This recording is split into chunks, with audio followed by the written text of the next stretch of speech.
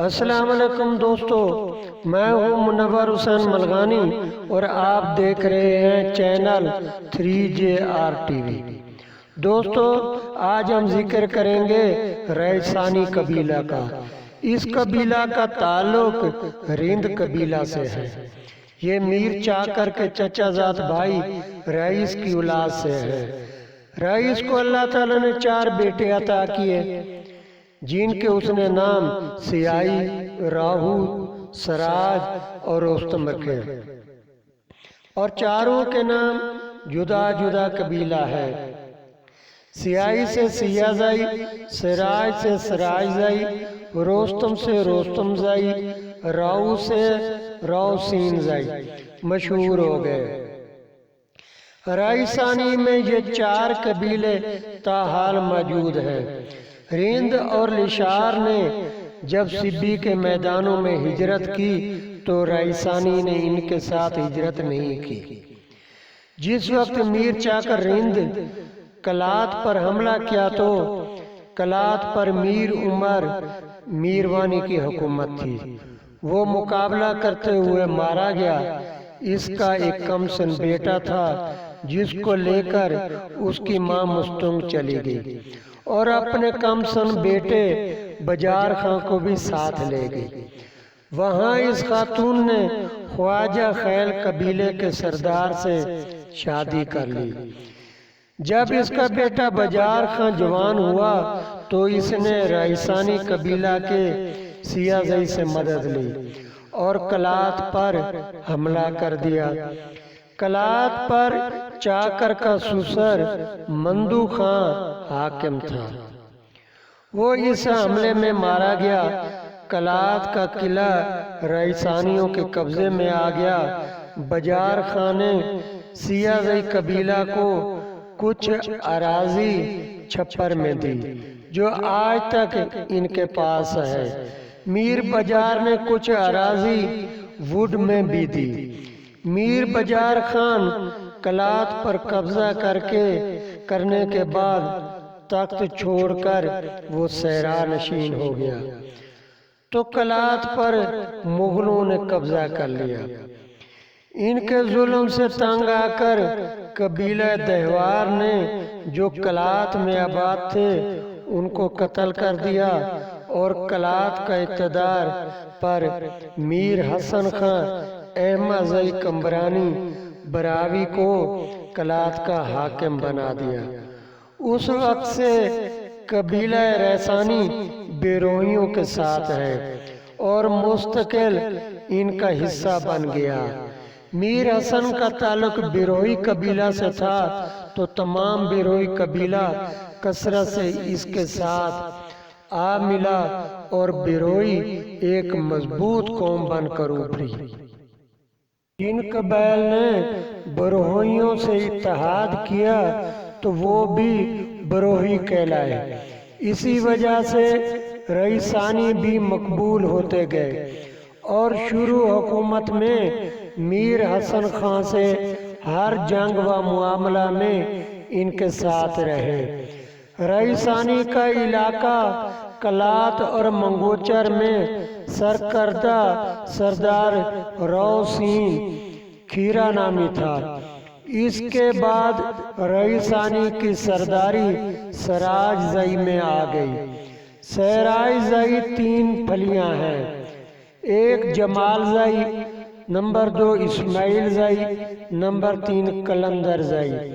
اور قلندر زئی کی بھی 2 شاخیں ہیں، عمر زئی، لشکر زئی۔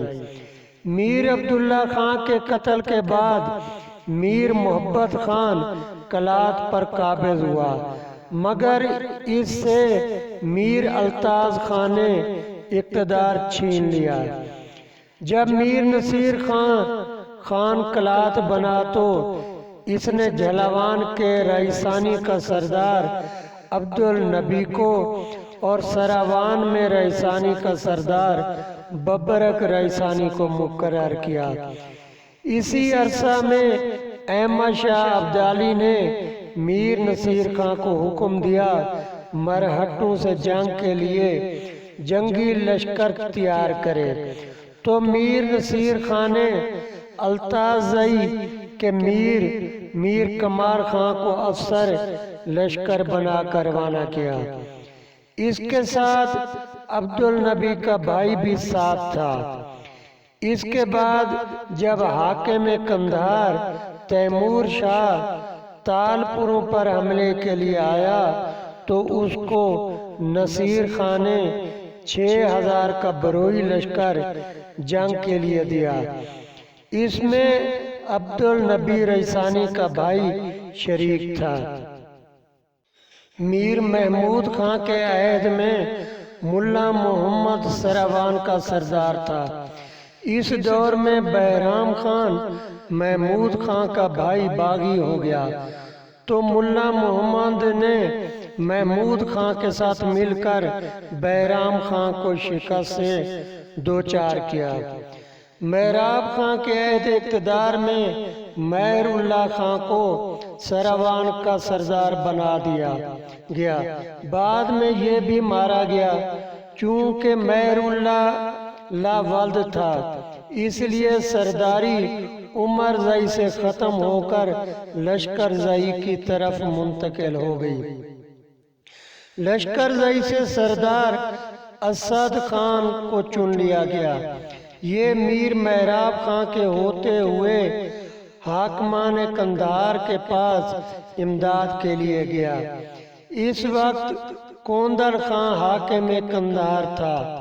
چنانچہ کوندل خان کے حکم پر سردار پدل خان محراب خان کے پاس آیا کہ اس نے مہر اللہ خان کو کیوں قتل کیا، مگر واپس لوٹا اسی سنا میں شاہ شجاع میں افواج انگریز اس راستے سے گزرا تو میر محراب خان ان کے سلام کے لیے حاضر نہ ہوا، جس پر جنگ ہوئی اور سردار اسد خان اور سردار سراوان محراب خان کی مدد کے لیے نہ پہنچے۔ ریسانی قبیلہ سے صرف ایک شخص عبد الکریم نامی اتفاقیہ وہاں موجود تھا، جس نے نام و ننگ کے لیے انگریز سے مقابلہ کیا اور مارا گیا، جس کا مقبرہ مستونگ میں ہے۔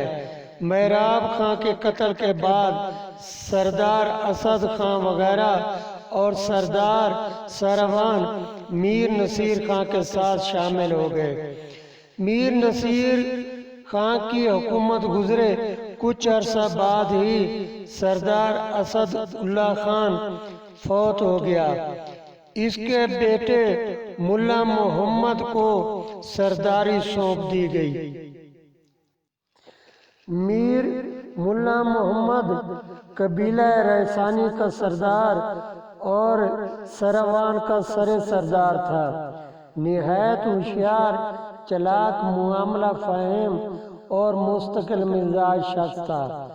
جب تک سردار تاج محمد زرکزئی زندہ رہا، سردار ملا محمد نے خان کے خلاف ہر معاملہ میں اسے آگے رکھا۔ خان کے ساتھ تعلقات بنانے اور بگاڑنے میں ہر وقت موقع کے مطابق آگے بڑھتا اور پیچھے ہٹتا رہا۔ سردار تاج محمد زرکزئی کے بعد خان میر خداداد خان کے خلاف بلوچستان کے سرداروں کی قیادت اس کے ہاتھ آئی، جو سنڈے مین کے ساتھ انگریزی اقتدار کے بلوچستان میں آنے تک اس کے ہاتھ میں رہی۔ اس دوران میں ملا محمد نے غربت، جلا وطنی اور در بدری کی لا انتہا مصیبتیں برداشت کی، لیکن اس کے پائے عزم و استقلال میں لغزش نہیں آئی۔ ہر حالت میں اور ہر کہیں اپنی جان جوکھم میں ڈال کر اپنے حقوق کے لیے میر خداداد خان کے خلاف لڑتا رہا۔ سردار ملا محمد ریسانی سن 1863 سے 1876 تک 13 سال تک خان میر خداداد خان کے خلاف فیصلہ کن کامیابی حاصل نہ کر سکا۔ بسا اوقات اس کے دوسرے ساتھی سرداروں نے اس کا ساتھ چھوڑ دیا اور وہ یکا و تنہا بلوچستان کے مختلف گوشوں اور قندھار میں بھٹکتا رہا، لیکن اس کا عزم متزلزل نہ ہوا اور نہ کبھی اس نے اپنے مقاصد کو نظر انداز کیا، تاکہ انگریزی حکومت کی مداخلت سے اس نے خان میر خداداد خان پر غلبہ حاصل کر لیا اور سن 1876 کے سمجھوتہ مستونگ میں ان سے اپنی حسب منشا شرائط منوا کر دم لیا۔ یہی اس کا منشا تھا، جسے حاصل کرنے کے بعد اسی دن اپنے بڑے بیٹے میر اسد اللہ خان کے حق میں اپنی مرضی سے اپنی سرداری سے دستبردار ہوا اور باقی تمام عمر یکسوئی و گوشہ نشینی میں بسر کی۔ سردار ملا محمد رئیسانی کو جہاں ہم خان میر خداداد خان کی سخت گیرانہ پالیسی کا بدترین مخالف خیال کرتے ہیں، وہاں ہم اس حقیقت کو بھی نظر انداز نہیں کر سکتے کہ اس کے دل میں ذاتی طور پر خان میر خداداد خان کے لیے عزت و احترام کا جذبہ بدرجہ اوتم موجود تھا۔ خان میر خداداد خان پناہ گزینی اور قسم پرسی کی حالت میں ٹھٹھری کے مقام پر اس کے ہی گھر میں پیدا ہوئے تھے، اور پھر جب میر شیر دل خان نے انہیں زخمی کر کے قلات کے تخت پر قبضہ کیا تو یہ سردار ملا محمد ہی تھا جس نے اس کو پناہ دے کر کانک میں اپنے پاس رکھا۔ علاوہ ازیں ہما خان کے خلاف اپنی تمام باغیانہ سرگرمیوں میں سردار ملا محمد نے کبھی بھی خان کی عزت پر حملہ نہیں کیا، اور نہ ہی جام میر خان اور سردار آزاد خان نوشیروانی کی طرح اس نے کبھی قلات کے تخت پر قبضہ کرنے کا خیال ظاہر کیا۔ حالانکہ بسا اوقات انگریزی حکومت کے نمائندوں کی طرف سے بالواسطہ اسے اس کی تحریک بھی ہوئی، لیکن اس نے ہر موقع پر جب بھی ایسی کوئی تحریک ہوئی اس کی شدید مخالفت کی اور علل اعلان کہا کہ خان ہمارے مالک اور بادشاہ ہیں، ہم ان سے صرف اپنا حق مانگتے ہیں۔ خان میر خداداد خان کے خلاف بلوچستان کے سرداروں کی بغاوت در حقیقت جمہوری حقوق کے حصول اور تحفظ کے لیے ایک مسلح جدوجہد تھی، جس کی رہنمائی سردار ملا محمد رئیسانی کر رہا تھا۔ شروع میں یہ سردار نصیر سے ہمکنار رہا، بعد میں جب نصیر خان نے محمد حسن اور محمد امین نائبین کو قید میں ڈال دیا تو پھر ملا محمد عمر نصیر خان سے ناراض رہنے لگے۔ نصیر خان کی فوتگی کے بعد میر خداداد خان مسند نشین ہوا۔ چونکہ محمد حسن دوران قید مر گیا اور محمد امین حیات تھا، محمد حسن کی بیٹی ملا محمد کی زوجہ تھی اور دوسری بیٹی سردار تاج محمد ظہری کی بیوی تھی۔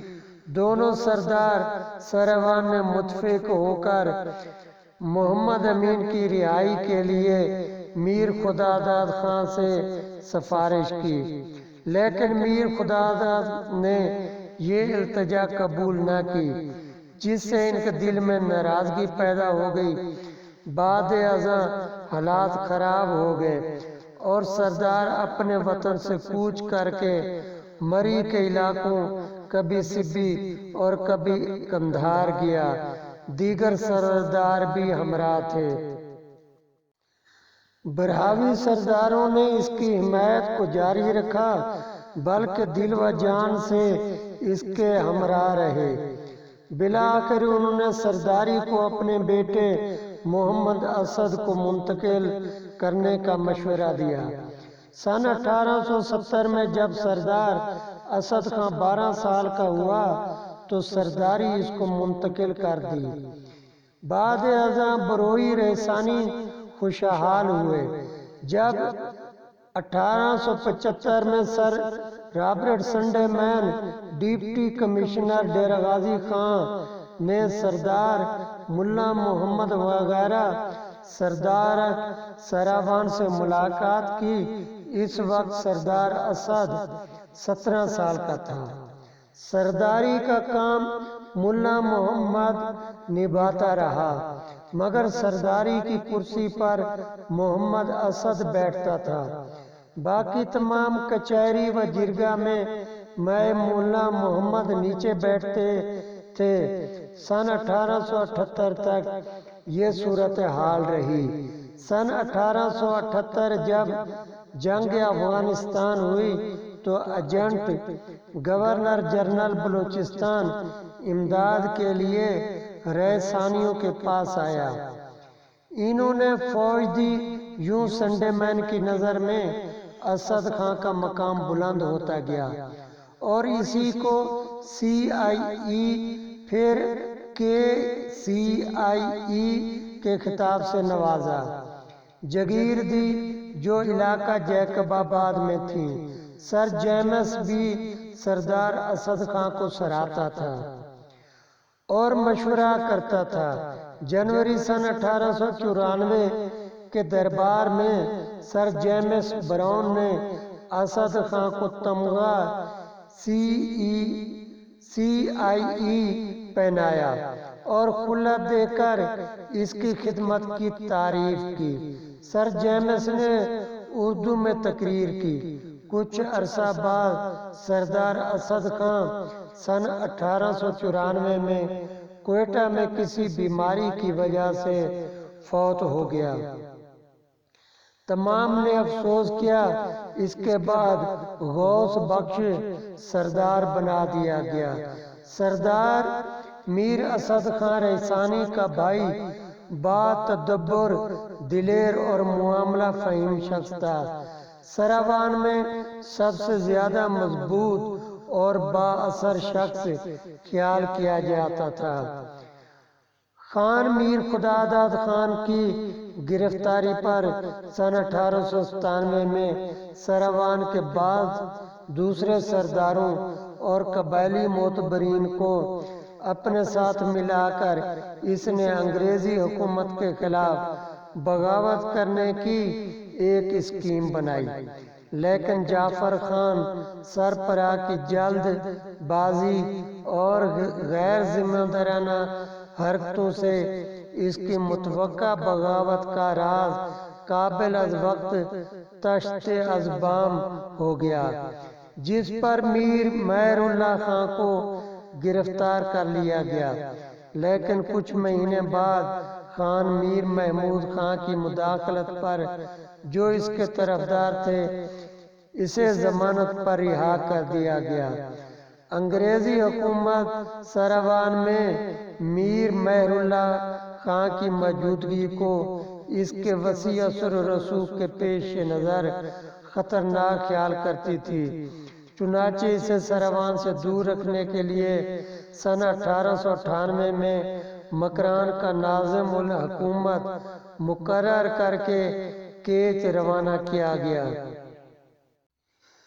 میر مہر اللہ خان نے 19 سال تک مکران پر وسیع اختیارات کے ساتھ حکومت کی اور مکران کے ان معززین کی حوصلہ افزائی کی جنہوں نے انگریزی حکومت کے خلاف بغاوت کی تھی یا اس میں حصہ لیا تھا۔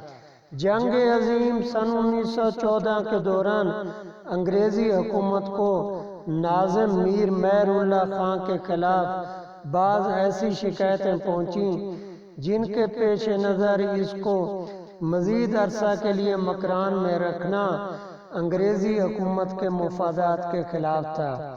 چنانچہ سن 1917 میں میر مہر اللہ خان کو ناظم الحکومت مکران کے عہدے سے سبکدوش کیا گیا۔ غوث بخش ریحانسی کی زندگی کے مختصر احوال کچھ یوں ہیں۔ براہوی قبیلہ ریحانسی کے سردار 6 ستمبر سن 1924 کو کک سراوان ضلع کلات کے مقام پر پیدا ہوئے۔ والد کا نام میر اسد اللہ ریحانی۔ انہوں نے بر عظیم کے بہترین تعلیمی اداروں میں تعلیم حاصل کی۔ سن 1945 میں فوج میں کمیشن حاصل کیا۔ سن 1948 تک بلوچ ریجمنٹ میں خدمات انجام دینے کے بعد میجر کی حیثیت سے ریٹائر ہو گئے۔